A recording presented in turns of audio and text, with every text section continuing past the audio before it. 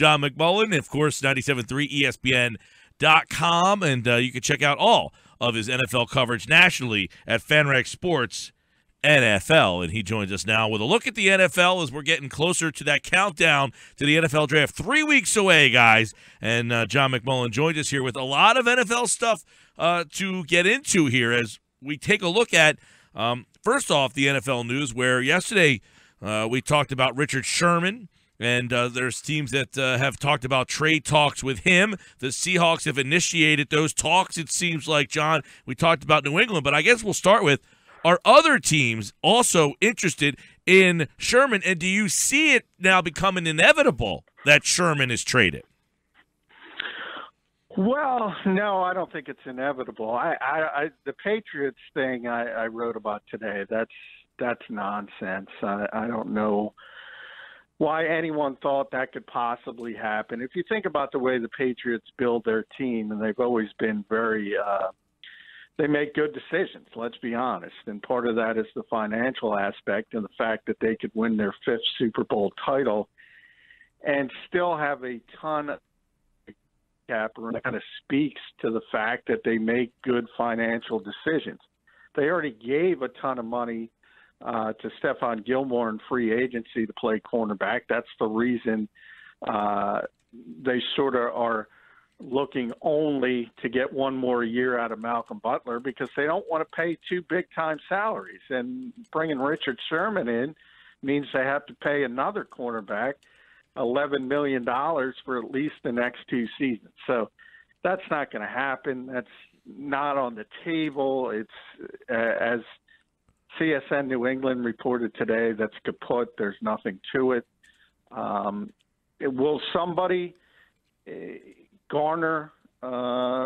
It's hard to trade him because Seattle's looking for a high-level player and a significant draft choice. And if you think about the fact, we always talk about this, so not only do you have to give up those assets, you also got to pay the player $22 million over the next 2 years. It's almost impossible to get done. So I think from Seattle's standpoint, this is more of what we talked about a couple days ago, the fact that he went off the reservation, started criticizing the coaching staff. They want to put him back in place and say, look, we know you're a good player, but you can't do some of the things you're doing.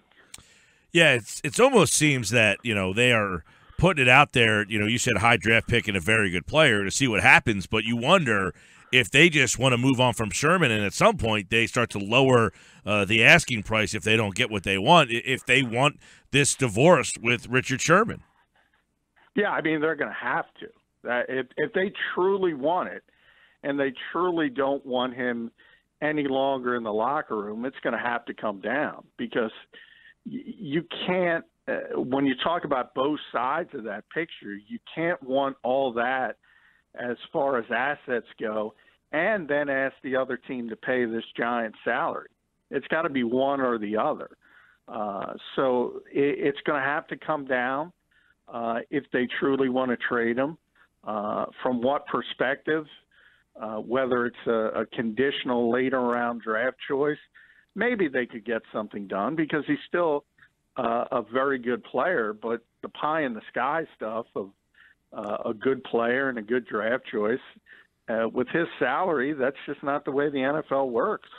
John McMullen with us, talking NFL football. And, John, there are reports that free agent running back Adrian Peterson will visit the Saints. What kind of fit is that? And when do you think Peterson finally will sign somewhere? Well, I think a lot of it has to do with his demands and his ego. If he wants to get paid $6, $7, $8 million a year, and that's been the indication, he's going to have to wait, and he's going to have to wait a while, potentially even into training camp, and wait for sort of an injury and desperation to crop up. If he's willing to play for $3 million with significant incentives, if he does have a big Adrian Peterson-like year, 1,500 yards, and he can kind of gain money that way, it would be much easier for a team to sort of bite the bullet and take a chance on him. So I think a lot of it depends on where he is mentally and if he's willing to do this. To this point, there's been no indication that he's been willing to take a bargain basement deal, and that's why there hasn't been much interest. And I think the Patriots, when they brought him in, that was sort of a favor more than anything else. And we'll see if anything happens with the Saints. They have Mark Ingram and not much else, so they could use an improvement. There's no question about it, but I can't see anybody giving them significant money. Yeah, the Saints would be interesting, because Ingram is a similar type of guy where he's not a great pass catcher. He's a more physical. I mean, Peterson's a much more faster, more impressive back. Ingram more of a plotter, but it seems like that wouldn't be the ideal spot. No, not if you look as a compliment to Mark Ingram. No, you would prefer to have the two different type backs, as you mentioned.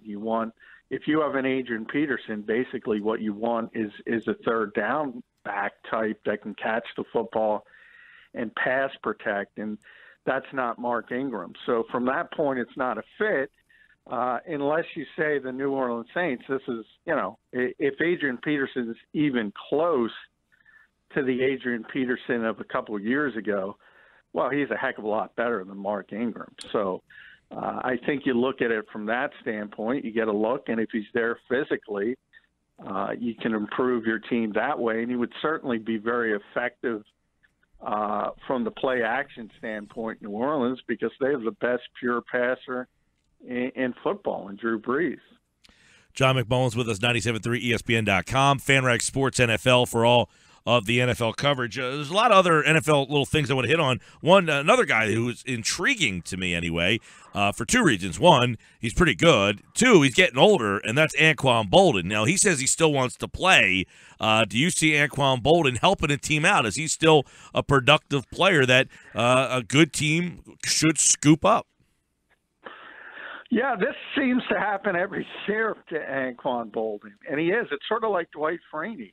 Same thing happens defensively. Everyone, and I understand it because you generally want to get younger, and you generally want players with upside, and you see these savvy veteran guys who kind of aren't what they were physically, but they just know how to play the game, and when they get out on the field, they help you.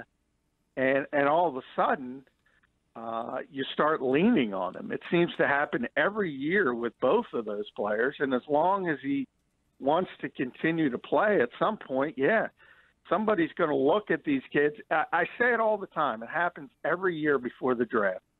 You don't want to look at veteran guys because you think everybody in the draft is going to be a star. Well, this guy's going to be this guy's going to be that. And then you get them to rookie camp, you get them to mini camp, you get them to training camp, and you find out real quickly they're not ready to play.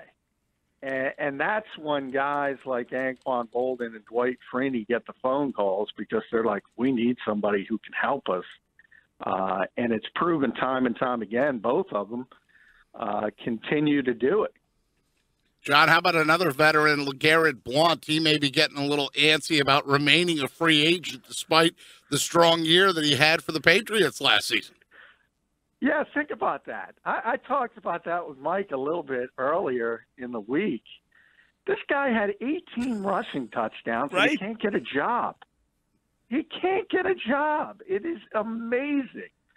If you had 18 rushing touchdowns in the 70s, 80s, even the early 90s, you might have been the MVP of this league. and he can't get employment. And, part of it is obviously New England does things so well, and maybe the stats are a little bit inflated, but it's still 18 touchdowns. And it just speaks to how badly that position is devalued. We just talked about Adrian Peterson. If you guys ask me who the best pure runner in the history of the NFL is, since Jim Brown at least, I would tell you Adrian Peterson. He can't get a job. And Blount, is 18 LeGarrette touchdowns. Blount Can't like? get a job. Yeah, is LeGarrette Blount like the notion that he's just going back to New England, or that he's a product of New England? Like, why is it that LeGarrette Blount seemingly has no buzz on the market? Like, you wouldn't even know that he was a free agent really coming into this, like entering the offseason. Like, no one would be like, man, there's a big running back class here. You got Adrian Peterson. You got like Blount is so far off the radar. Yeah, it really is. Part of it is, people look at it and say he's a product of New England because he was a 1,000-yard rusher, then he left and didn't do much, and then he came back and he's got the 18 touchdowns. So he has been better in that system, as most people are, though. And it speaks to two things. That's one part of it. There's no question about it. But the other part is the devalued aspect of the position, and that even the guys who haven't gotten signed, who have gotten signed, Eddie Lacy got $3 million in essence from Seattle. Latavius Murray got less, really. That he had 12 touchdowns, and he really got less than that from Minnesota. So even the guys who have been signed, they're getting nothing, and it really is one of the major stories in the NFL, just what teams think of that particular position. John, how much does this year's running back draft class, though, have to do with it as well? Well, it is considered a very deep running back draft, but I got news for you. Whether it's, if Fournette turns into a superstar or McCaffrey turns into a superstar or Cook, they'll be in the same position once it's time to get their second contract. Because at the end of the day, I don't see this shifting anytime soon, at least the way the game is played today. I don't care how good you are or how good you project to be.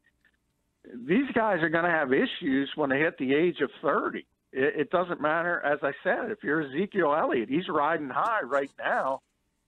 Trust me, Ezekiel Elliott, as good as he is, and he was tremendous, he's not Adrian Peterson. And look where AP is. So it's going to affect them all at some point. And, it seemingly is. That's a position where, right, you get a guy and he gives you the highest level for about 3 years, and then all of a sudden, I mean, I mentioned Marion Barber yesterday. He was a guy that seemed like he was killing people for 2-3 years, and then boom, the body just breaks down on you, and it's like these teams are getting everything they can out of these guys for 3-4 years, and then they're just moving on to the next guy. Yeah, well, we saw before with DeMarco Murray when he was in Dallas, everyone criticized the Cowboys for how they rode DeMarco Murray the year he almost won the MVP, and they did. They gave him the football over 400 times. And the reason why is just because of what you said. You just ride them until they drop, and then you go on to the next guy. And that's the mentality in this league. John McMullen's with us, 97.3 ESPN.com. Hey, with all the Romo talk earlier this week, obviously he's going to go to CBS. He's going to be in the booth. What is now the plan for the Houston Texans and the Denver Broncos? Because it seemingly was like a two-horse race for Romo's services before he decided to go to the booth. And I don't know that anyone's really cleaned up now what happens to Denver and Houston. Well, Denver's pretty clear.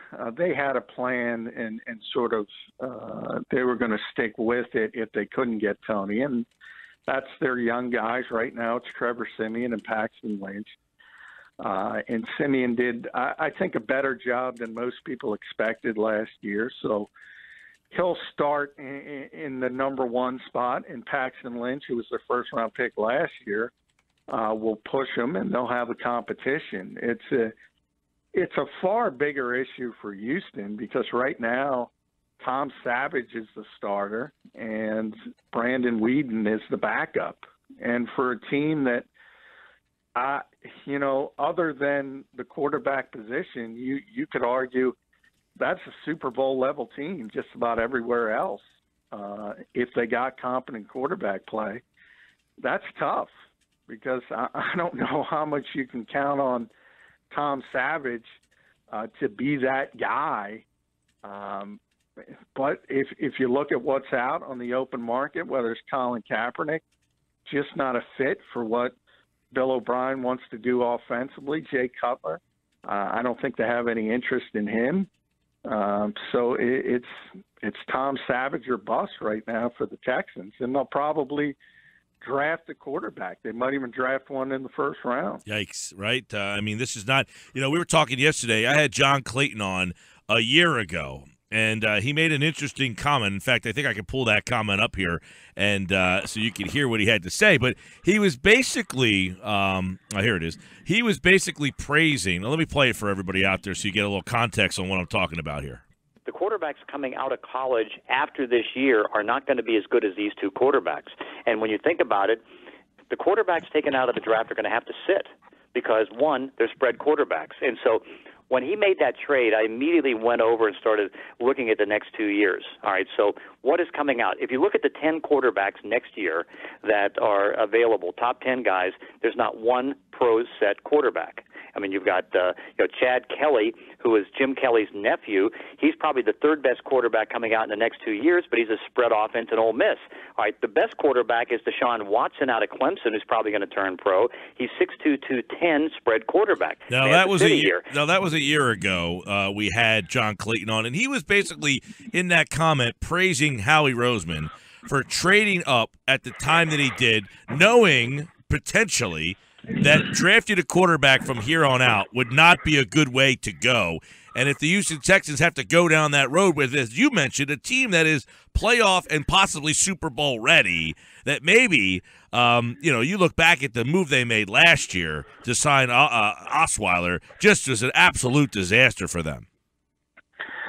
Yeah, it certainly was. And by the way, John is completely right about the spread quarterbacks, and I've been screaming about that for years. These guys are just hitting the NFL, and they're not ready. They have to be taught at the professional level. And I always talk about, I think people would be shocked to see how little teaching goes on in the NFL.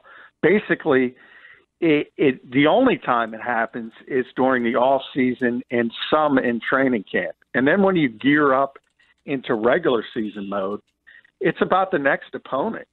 And that's the problem. I think the NFL as a whole has to embrace and realize they can complain about it, and they constantly complain about it, that these guys aren't going to be taught, right? Aren't being taught correctly. But it's the reality. It's not, it's not college coaches' jobs to prepare players for you. Their jobs, they have to win at their level, and they're trying to win at best way possible, and they think spread offenses are the best way to do that. They're not ready, whether it's Mahomes, Kaiser, Watson, any of them. They're all spread quarterbacks. They all have no idea how to do things as far as progressions and things of that nature. And the NFL has to change their mentality. They have to start teaching these kids. Kaiser, I've been screaming from the mountain. As far as skill set goes, he's top of the line.